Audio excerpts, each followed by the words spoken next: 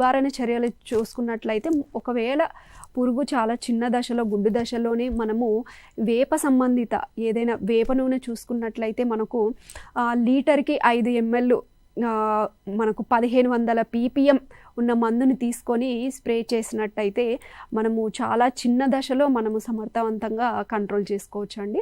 ఒకవేళ మనము పురుగు ఉధృతి ఎక్కువగా ఉంది అనుకున్నట్లయితే మనకు చాలా రకాల రసాయనాలు అందుబాటులో ఉన్నాయి. వాటిలో భాగంగా మనము క్వినాల్ఫాస్ అనే మందు అవైలబుల్గా ఉంది. అది ఒక 2 ml లీటర్ నీటికి కలుపుకొని పిచికారీ చేసుకోవచ్చు. అది కాకపోతే మనకు క్లోరాంట్రోనిలిప్రోల్ అనే మందు మనకు 0.4 మిల్లీలీటర్లు మనము లీటర్ నీటికి కలుపుకొని స్ప్రే చేసుకోవచ్చు.